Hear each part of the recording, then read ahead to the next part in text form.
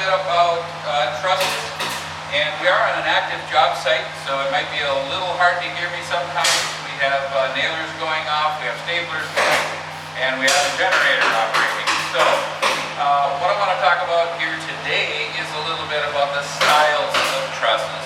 Now, what is considered a more or less a normal or a common truss is a truss with W supports in the middle called webs, and they go throughout the whole thing. That particular truss is not designed for loads placed on the bottom cord, even though a lot of people do it, but they're not designed for it. Now, this truss that we're standing in is called a storage truss. It's actually designed for doing just that, storing things. As you can see, we have a floor inside this piece. This floor is roughly about a third of the width of the overall building width. And in this particular one, it's a 6/12 pitch and wide enough that I'm able to stand up in it. If you're going with a 4/12 pitch, something shorter, you might have to squat a little bit and get through it, but you can still store things in it.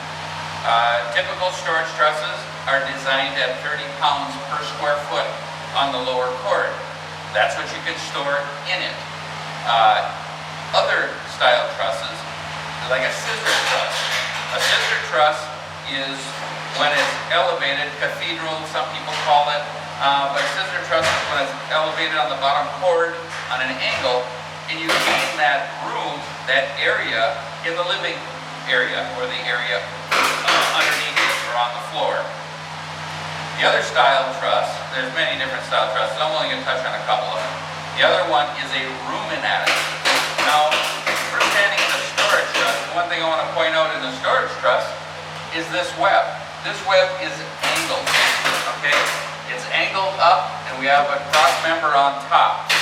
So this angle is pretty common in the realm of storage trusses because it is not designed for habitation, for loading like a house would. A house is loaded at 40 pounds per square foot on the lower cord. In obvious reasons, people have hot tubs and showers and pianos and everything else, right? So in this particular case, it is typical to see these things angled for a storage truss, but a ruminatic truss is another style truss, and that's when these ones are vertical. But to really gain a great space off a vertical wall, you'd have to have a higher pitch on the truss so you can open it up and get some workable area. In this particular case, I'm about 6 foot and shrinking, so this is about maybe a 6'2". But we're able to gain this in a 6/12 pitch. This is a 30-40 building that we're in. So it's a 30-foot truss. I'm able to gain about 6'2". Okay, and I'm standing on a 3/4 floor. The other style trusses that you can have is gambrel. They're like the barn style trusses.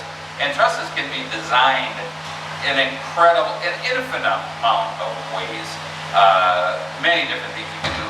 Economy Garages really focuses on the standard or common style trusses. The storage style truss, like I'm standing in right now. And the scissor style truss, where you gain more room underneath it. So those are some of the different trusses that we deal with here at Economy Garages, and you can kind of see what a storage truss does for you.